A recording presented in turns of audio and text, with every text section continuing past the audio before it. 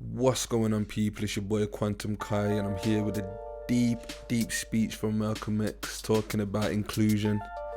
And basically, this one hits home with me because as an English person, sometimes you feel like your government really doesn't have your best interests at heart. So yeah, it can make you feel like an outsider sometimes. So I can really resonate with this speech, and I'm sure we all can. I know he uses some terms that we wouldn't feel comfortable with, like the N-word and whatever, but come on, you have to keep in mind of the time that Malcolm X was around. So don't just look at it as a black person either. Like, if you make under, let's say if you make under £5,000 a month, I'm sorry, you're an N-word, man. And everything that applies to what he's saying about N-words applies to you. You are not included in high society. I'm sorry. Okay, so yeah, let's get stuck into the speech. Let's listen to it with an open mind, and let's understand that it doesn't just apply to black people or American people. This is something that we really can take some information and apply it to England and the English government and people that are literally kicked out of high society and the middle class, actually.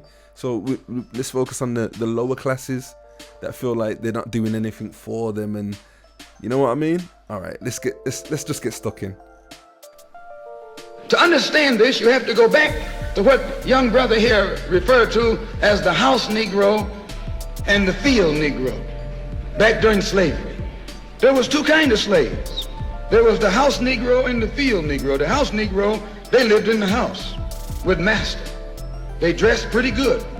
They ate good because they ate his food, what he left. They lived in the attic or the basement, but still they lived near their master. And they loved their master more than the master loved himself. They would give their life to save their master's house quicker than the master would. The House Negro, if the master said, "We got a good house here," the House Negro said, "Yeah, we got a good house here." Whenever the master said "we," he said "we." That's how you can tell a House Negro. If the master's house caught on fire, the House Negro would fight harder to put the blaze out than the master would. If the master got sick, the House Negro would say, "What's the matter, boss?" "We sick. We sick."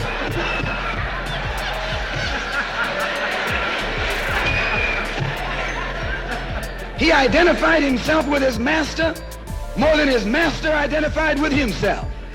And if you came to the House Negro and said, "Let's run away, let's escape, let's separate," that House Negro would look at you and say, "Man, you crazy. What you mean separate? Where is there a better house than this? Where can I wear better clothes than this? Where can I eat better food than this?" That was that House Negro. In those days, he was called a house nigger. And that's what we call him today, because we still got some house niggers running around here.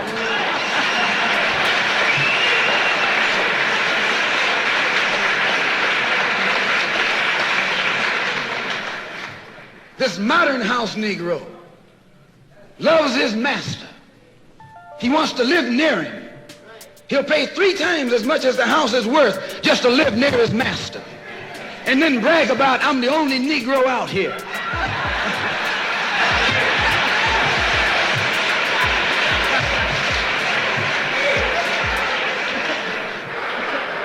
"I'm the only one on my job. I'm the only one in this school. You nothing but a House Negro." And if someone come to you right now and say, "Let's separate," you say the same thing that the House Negro said on the plantation. "What you mean separate? From America? This good white man? Where you gonna get a better job than you get here?" I mean, this is what you say. I ain't left nothing in Africa. That's what you say. Why, you left your mind in Africa.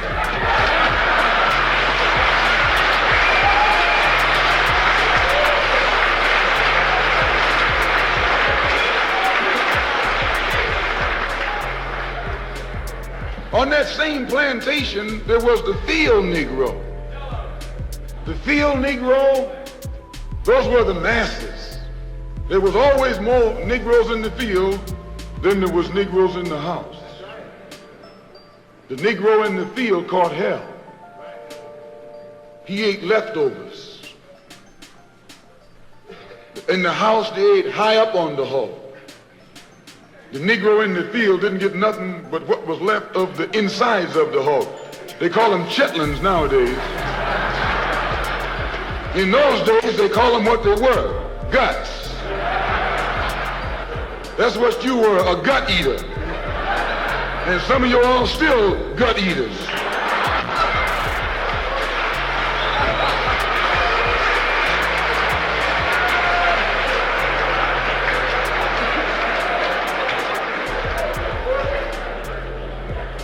The Field Negro was beaten from morning till night. He lived in a shack, in a hut. He wore cast-off clothes. And he hated his master. I say he hated his master. He was intelligent.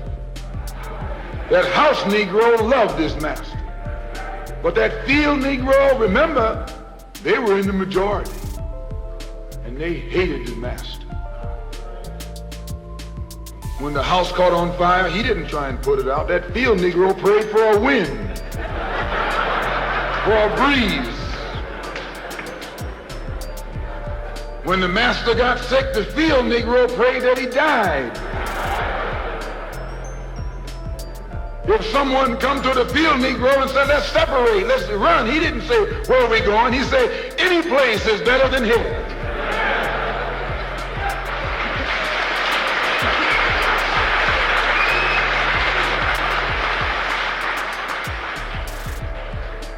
You got Field Negroes in America today. I'm a Field Negro. The masses are the Field Negroes. When they see this man's house on fire, you don't hear these little Negroes talking about our government is in trouble. They say the government is in trouble.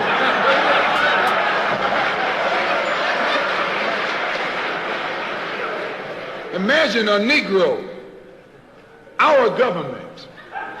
I even heard one say, our astronauts. They won't even let him near the plant.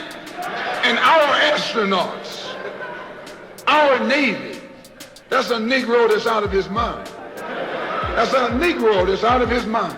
Just as the slave master in that day used Tom, the House Negro, to keep the Field Negroes in check, the same old slave master today has Negroes who are nothing but modern Uncle Toms, 20th century Uncle Toms, to keep you and me in check, keep us under control, keep us passive and peaceful and nonviolent.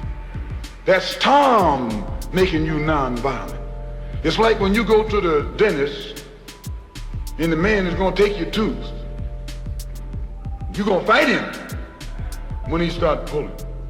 So they squirt some stuff in your jaw called Novocaine to make you think they're not doing anything to you. So you sit there, and because you got all that Novocaine in your jaw, you suffer peacefully.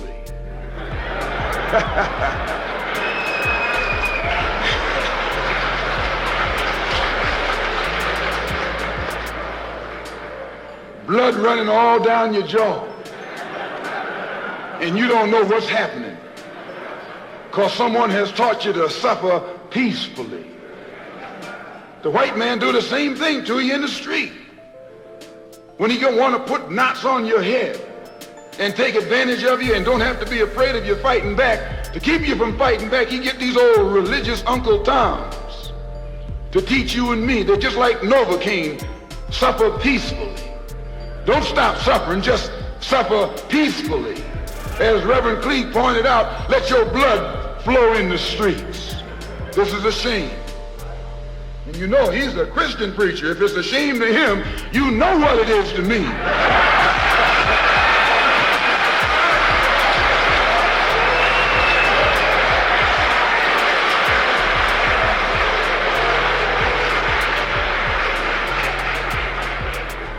Because nothing in our book, the Quran, as you call it, Quran, teaches us to suffer peacefully. Our religion teaches us to be intelligent, be peaceful, be courteous, obey the law, respect everyone. But if someone puts his hand on you, send him to the cemetery.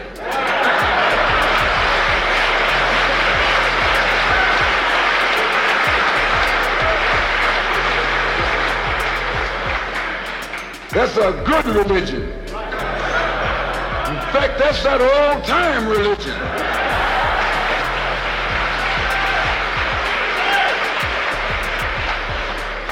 That's the one that Ma and Pa used to talk about. An eye for an eye, and a tooth for a tooth, and a head for a head, and a life for a life. That's a good religion. And then anybody, no one resents that kind of religion being taught but a wolf who intends to make you his meal. This is the way it is with the white man in America. He's a wolf, and you are sheep. Anytime a shepherd, a pastor, teach you and me not to run from the white man, and at the same time teach us don't fight the white man, he's a traitor to you and me. Don't lay down our life all by itself. No. Preserve your life. It's the best thing you got. And if you got to give it up, let it be even Steven.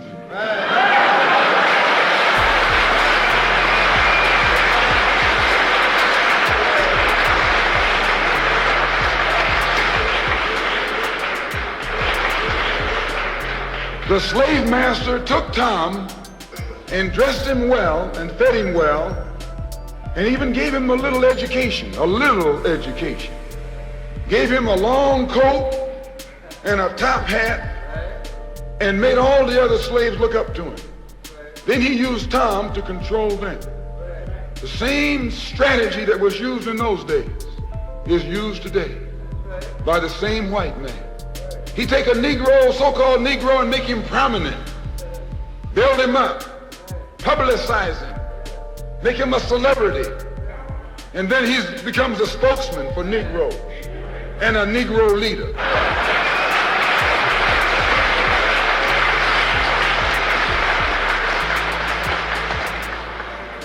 I would like to just mention one thing else quickly, and that is the method that the white man uses, how the white man uses these big guns or Negro leaders against the black revolution.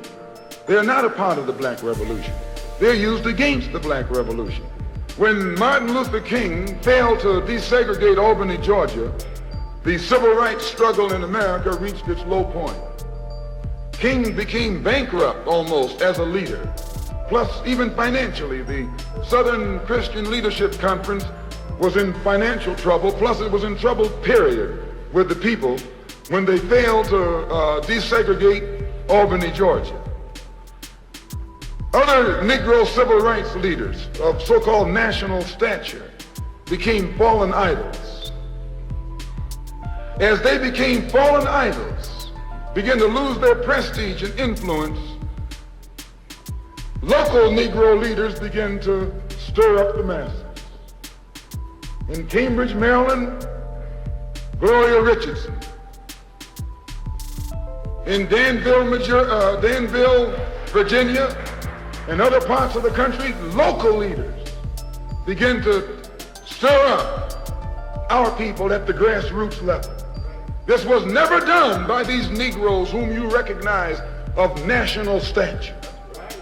They controlled you, but they never incited you or excited you. They controlled you, they contained you. They kept you on the plantation. As soon as King failed in Birmingham, Negroes took to the streets.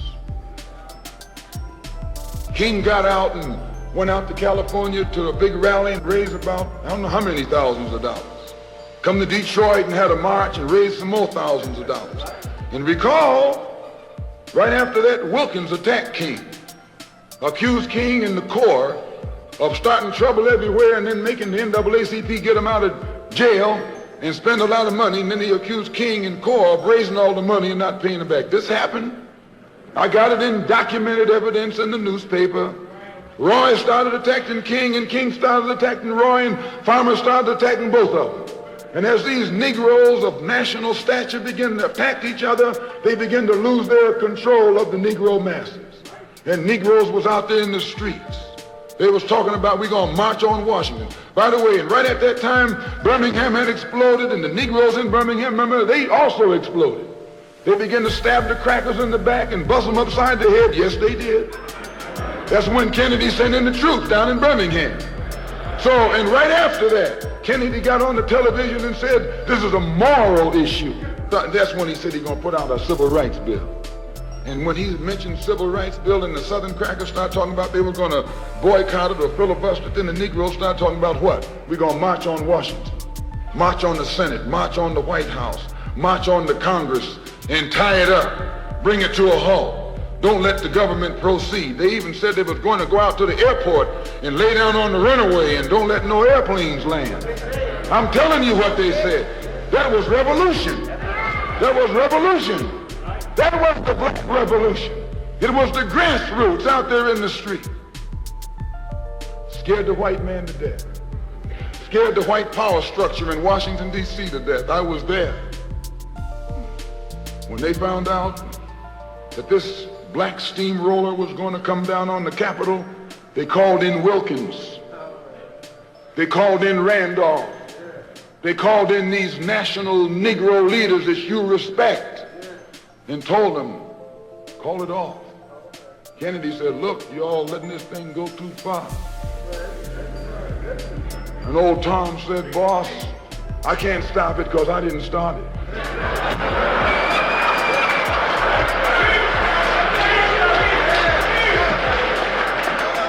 I'm telling you what they said. They said, I'm not even in it, much less at the head of it. They said, these Negroes are doing things on their own. They're running ahead of us. And that old shrewd fox, he said, well, if you all aren't in it, I'll put you in it. I'll put you at the head of it. I'll endorse it. I'll welcome it. I'll help it. I'll join it. A matter of hours went by. They had a meeting at the Carlisle Hotel in New York City. The Carlisle Hotel is owned by the Kennedy family. That's the hotel Kennedy spent the night at 2 nights ago. Belongs to his family. A philanthropic society headed by a white man named Stephen Currier called all the top civil rights leaders together at the Carlisle Hotel and told them that by you all fighting each other, you're destroying the civil rights movement. And since you're fighting over money from white liberals, let us set up what's known as the Council for United Civil Rights Leadership. Let's form this council, and all the civil rights organizations will belong to it. And we'll use it for fundraising purposes. Let me show you how tricky the white man is. And as soon as they got it formed, they elected Whitney Young as the chairman. And who you think became the co-chairman? Stephen Currier, the white man. A millionaire. Powell was talking about it down at the Cobo today. This is what he was talking about. Powell knows it happened. Randolph knows it happened. Wilkins knows it happened. King knows it happened. Every one of that so-called Big Six, they know what happened. Once they formed it, with the white man over it, he promised them and gave them $800,000 to split up between the Big Six, and told them that after the march was over, they'd give them $700,000 more. $1.5 million split up between leaders that you've been following, going to jail for, crying crocodile tears for, and they've nothing but Frank James and Jesse James and brothers.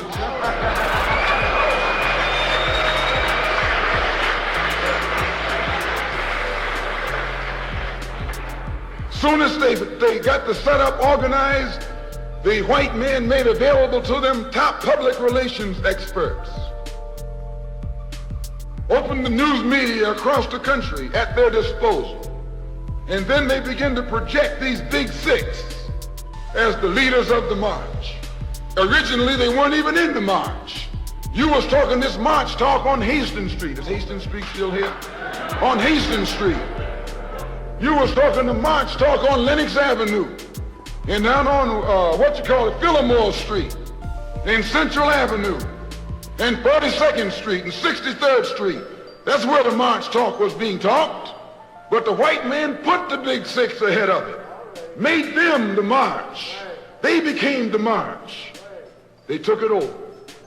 And the first move they made after they took it over, they invited Walter Reuther, a white man. They invited a priest, a rabbi, and an old white preacher. Yes, an old white preacher. The same white element that put Kennedy in power labored, the Catholics, the Jews, and liberal Protestants. Same clique that put Kennedy in power joined the March on Washington. It's just like when you got some coffee that's too black, which means it's too strong. What you do, you integrate it with cream.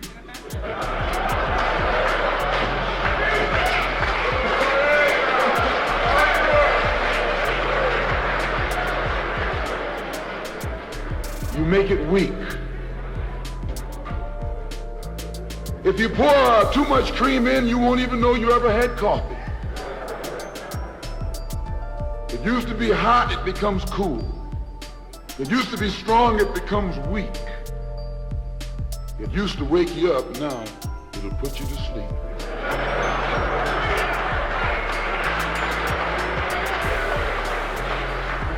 This is what they did with the March on Washington. They joined it. They didn't integrate it, they infiltrated it. They joined it, became a part of it, took it over. And as they took it over, it lost its militancy. They ceased to be angry. They ceased to be hot. They ceased to be uncompromising. Why, it even ceased to be a march. It became a picnic, a circus. Nothing but a circus with clowns and all. You had one right here in Detroit. I saw it on television with clowns.